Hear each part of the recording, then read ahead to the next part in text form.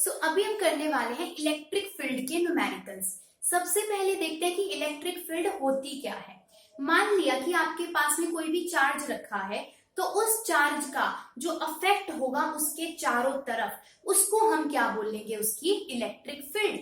ठीक है। और इलेक्ट्रिक फील्ड की कोई भी आपके पास में एक बाउंड्री नहीं होती है। इलेक्ट्रिक फील्ड आपकी इनफाइनाइट डिस्टेंस तक क्या होती है, फैली हुई होती है। ठीक है।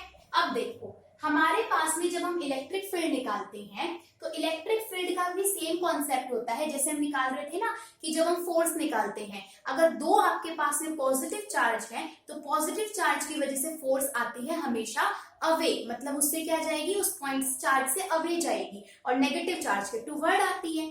ठीक ऐसे ही इलेक्ट्रिक फील्ड होती है। मान लिया यहाँ पर एक पॉजिटिव Q1 चार्ज था और आपको इस ए पॉइंट के ऊपर निकालना है कि इसकी क्या इलेक्ट्रिक फील्ड होगी।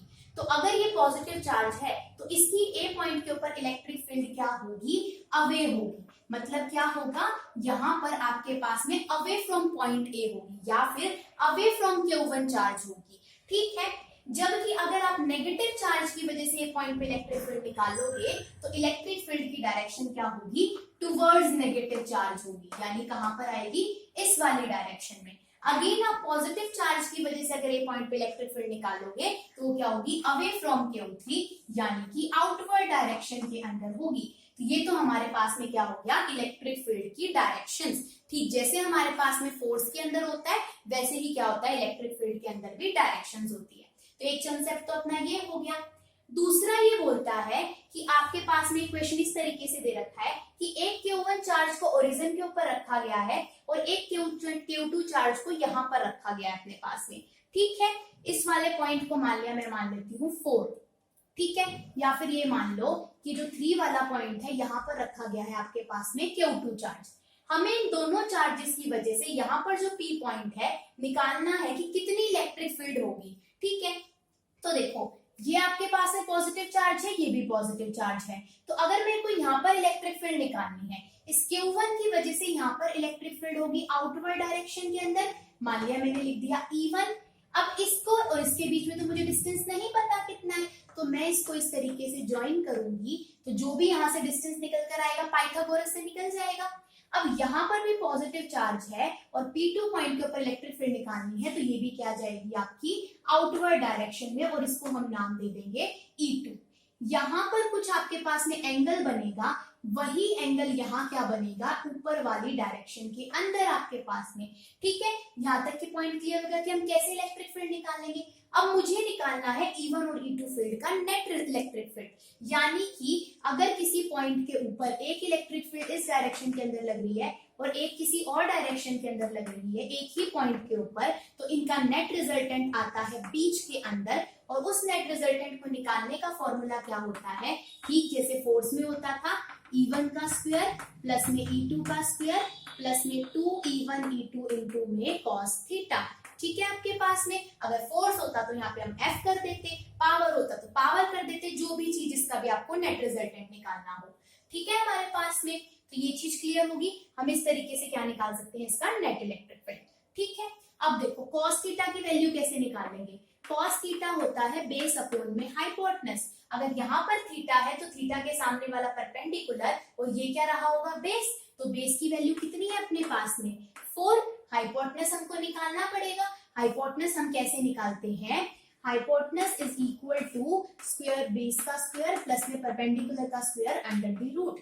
सो बेस में आपके पास में कितनी वैल्यू है, 4 है हमारे पास, परपेंडिकुलर में 3 है, तो यानी 4 का स्क्वायर प्लस में 3 का स्क्वायर, ये आपके पास में आ जाएगा 16 प्लस में 9, यानी कि √25, मतलब कि 5, यानी 5 यूनिट है आपके पास में हाइपोटेनस की वैल्यू।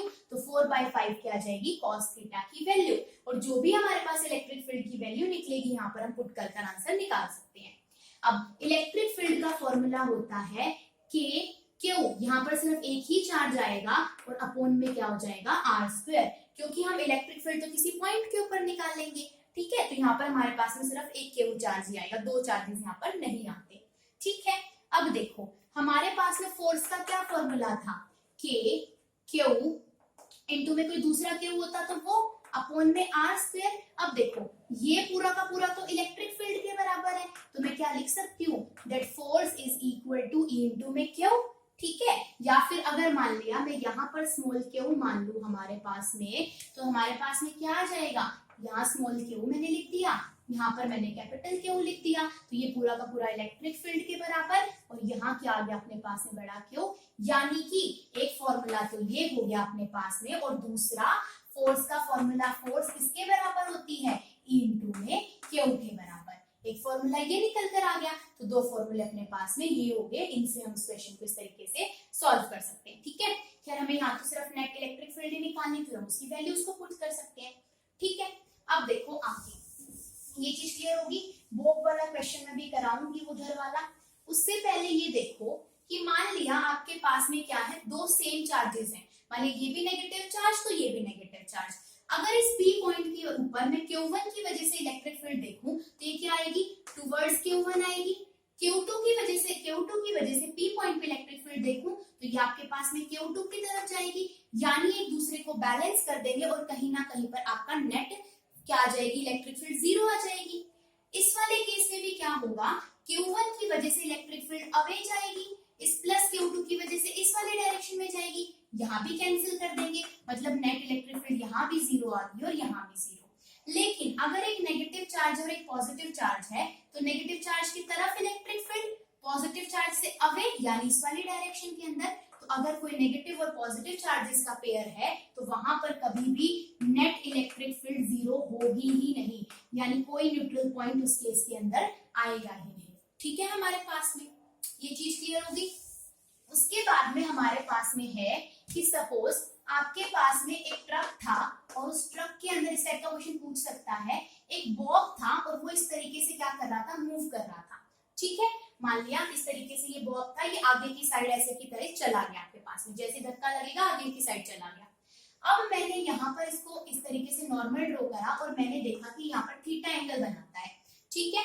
बॉब का मास भी होगा तो यानी mg इसके ऊपर कहाँ लग रहा होगा, नीचे की साइड। इस चार्ज जो बॉब है इसके ऊपर m तो मास है और q आपके पास में क्या है, चार्ज है। ऊपर की साइड आपके पास में क्या लगेगी, टेंशन की फोर्स लगेगी। अब देखो हमारे पास में क्या होगा, यहाँ पर कोई और चार्ज भी रखा होगा, एक मिनट क्वेश्चन में देख लेते हैं, कोई चार्ज भी दे रखा है,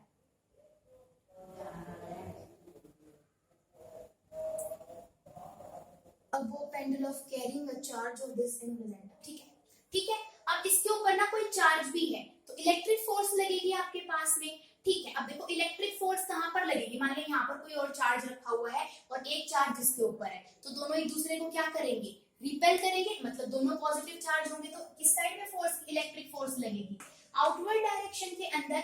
अब हमें निकालनी है कि नेट फोर्स इसके ऊपर कितनी लग रही होगी, तो इस केस के अंदर आपके पास में नेट फोर्स निकलेगी अगेन बीच में, और वो बराबर होगी आपके पास में, देखो दोनों के बीच में 90 डिग्री का एंगल बन रहा है, तो यानी कि cos 90 तो हो गया जीरो आपके पास में, तो उस वाले फॉर्मूले में क्या बचेगा आपके पास में, इस तरीके से होता है ना, f(f1 f2) 2f1 f2 into में cos थीटा, cos तो हो गया 90, cos 90 जीरो, तो ये तो गया, सिर्फ दो फोर्सेस बचेंगी। अब एक फोर्स लग रही है Fe वाली और एक mg वाली, तो नेट टेंशन क्या हो जाएगी आपके पास में, Fe का स्क्वायर प्लस में mg का स्क्वायर, ये क्या निकल जाएगी आपके पास में, नेट फोर्स जो उस बॉब के ऊपर लग रही होगी आउटवर्ड डायरेक्शन, मतलब ऊपर की साइड जो फोर्स लग रही होगी, ठीक है। ये चीज क्लियर होगी, तो इस टाइप का क्वेश्चन भी हमसे पूछा जाता है। दूसरा हमने पीछे निकाला था दैट टेंजेंट थीटा हमारे पास में किसके बराबर था, टेंजेंट थीटा था हमारे पास में Fe माइनस अपॉन का mg के बराबर, ये भी चीज हमने निकाल ली थी